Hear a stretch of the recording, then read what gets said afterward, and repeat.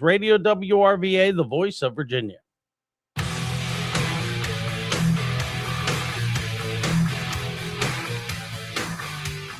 Come on, that gets you fired up, doesn't it?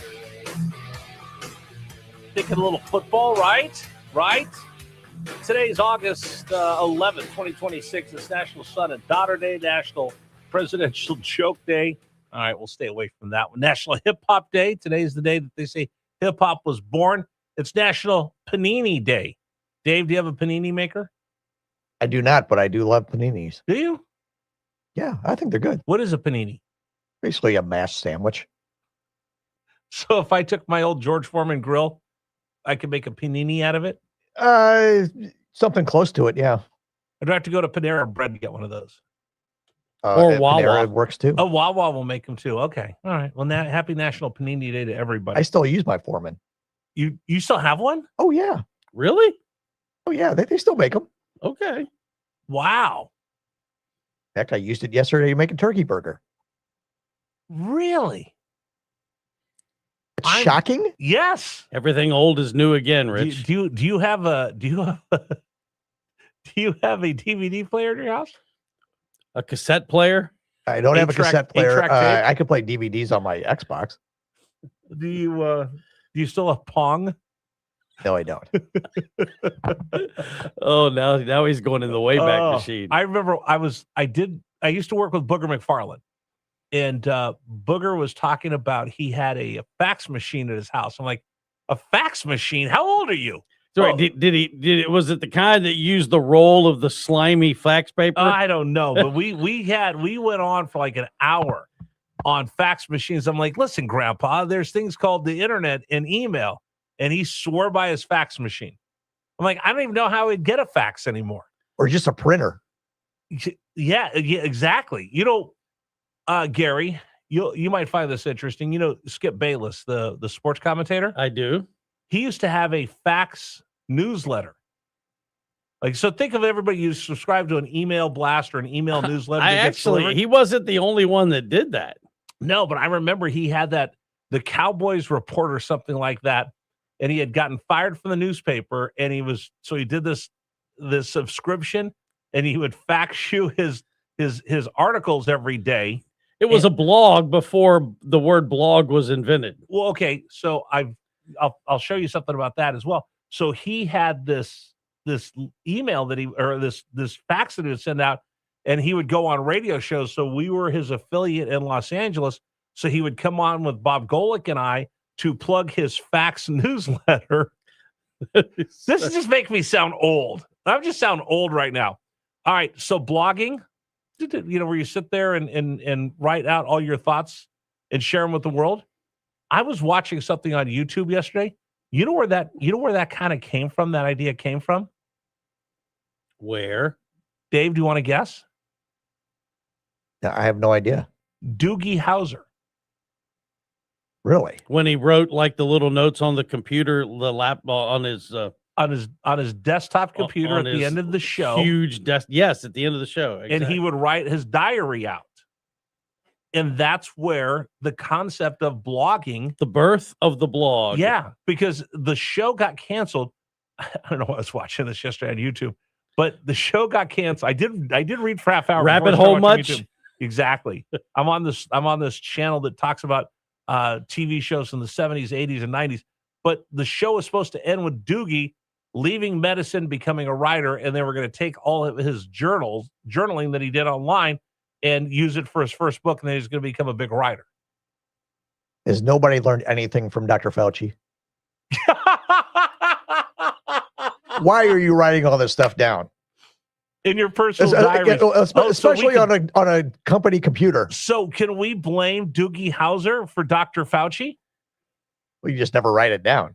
I know people that would that would never use company email for very little. They'd come up and talk to you instead of writing it down, just because they didn't want company stuff going. Company knowing what their email. Linda and I were watching a show last night, and somebody said, "Why would you write that down? You don't want a paper trail." Yeah, guilty conscience much? There's people watching you.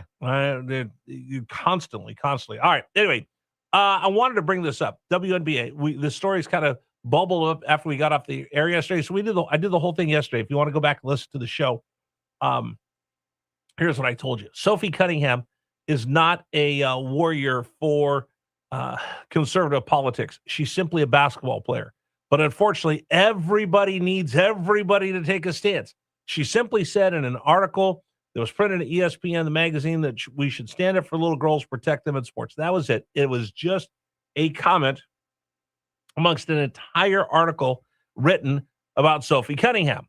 But all of a sudden, those on the left, the tolerant left, say, how dare you say this? And she gets dragged into this controversy. And then as the WNBA players don't like that she has that point of view, her and her teammate Caitlin Clark, who's the golden goose of the WNBA, have been coming under more and more scrutiny, and now physically being what's the right word I want to use for? I want to make sure I choose my words carefully here. Physically, the play against them has ratcheted up tenfold to the point of the fouls that they're getting called against them are ridiculous. Like Caitlin Clark went up for a layup the other day, kind of was shuffling her feet. The referee standing there on the baseline. She bumped into her a little bit. Technical foul. Like, what? Sophie Cunningham the other day going for a layup. Player comes in, just hammers her over the top with what should have been an automatic ejection. The player who had been they had to actually review it, which made me just laugh. I mean, that was so blatant. You just immediately tee her up and kick her out of the game. They had to go do the review. She left. The WNBA has a rule that if you get kicked out of the game, you immediately have to leave the floor and the arena. And the other rule is no one is allowed to tweet or use electronic devices during the game. They don't want players tweeting at halftime or doing things like that. This player did. No discipline. So the WNBA shows their hypocrisy, or I'm not even sure hypocrisy is the right word. They're showing that this league is not being very well run. And now they're really going to be up against it because Enes Kanter changed his name to Freedom, former NBA player who is very, very outspoken, very, very outspoken about the NBA and a lot of social issues. I respect him a lot. He wrote something about Nikes on his shoes, and it was pretty much going to push him out of the league because he'd been so outspoken from the right, and the NBA didn't like it. He's declared that he would like to be drafted in the WNBA because they have such woke language when it comes to transgender players. So now he's going to put the WNBA, like I said, nobody watches the NBA. It's not a top 10 sport. It's got a niche audience that they've decided they want to make everybody watch the WNBA.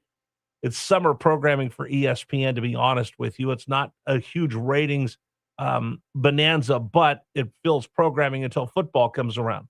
Well, now that you've made it mainstream and you brought all this upon yourself, and you see some of the stances you take in your little utopian world of the WNBA, which has never made $1 in its life, which is completely subsidized by the Men's National Basketball Association game to give you the WNBA. And by the way, the players want more money. Players want more money, even though the league loses money every year. Now, because of what we see going on and the severe backlash against Cunningham for making just an innocent statement while having a conversation with an ESPN reporter, Enes Kanter and another player said, you know what, we consider ourselves to be women right now. We consider ourselves to be transgender. They went through the letter of the law of the WNBA. They followed the letter of the law of the WNBA, and now they made themselves available for the WNBA draft. We'll see whether they draft them or not. But the thing is, with the WNBA in these woke organizations, eventually you're going to push, and you're going to push, and you're going to push, and you're going to get pushed back upon. You kept pushing the WNBA and everything that it stood for, and now that you put it out into the mainstream is not going to go along with what your agenda is. The mainstream is going to question you. The mainstream is going to ask questions, and it's going to push back when it sees things that they don't agree with. And now you have to decide, will you be truly inclusive and draft players that followed your rules and want to go and play in your league? And they're, by the letter of the law, looks like they're eligible to play in the WNBA. Will you be inclusive and include them? Or when your utopian world bumps into the real world, what happens next? I just wanted to bring that up, follow up on that story that we talked about yesterday on the program. All right, what do you think? WNBA, you want complete inclusivity? Does that mean you want inclusivity from people that might not share your utopian version of the world, and you're just getting exposed by your own? I don't. It's not malfeasance, but your own hypocrisy. You're being exposed to the rest of the world. If you guys want to comment on that, feel free. 833-804-1140. 833-804-1140. But I did want to bring that up. The WNBA is in trouble because, number one, they're going to start losing fans. When you see Caitlin Clark getting pushed around and hammered every night, and then you start calling ticky-tack fouls on her, her coach doesn't come to her defense. You see Sophie Cunningham basically being clotheslined, and her coach doesn't come to her defense. If you're just there for watching the sport, you're going to start wondering, what am I really watching here? Is this really a sport, or is this some utopian view of the world? Well, if you want to comment, please, 833-804-1140. Something to keep an eye on. The primaries are going on today, and everybody has their eyes on Wisconsin, where a former chef is running for the Democratic nomination. I have a big question when it comes to Democrats. I just want to ask you this question. Do you have any normal people that you run for office? I'll talk about that coming up next. This is the one who wanted to cancel Thanksgiving and Valentine's Day and a bunch of others. I got another one that you just nominated who thinks football is bigoted. We'll get into all of that coming up on the program. 833-804-1140. Today's program. Oh, by the way, if you want to text us, 833-804-1140. And if you want to reach me, it's Rich for America, richforamerica.com, the number 4. You can email me there as well. All right.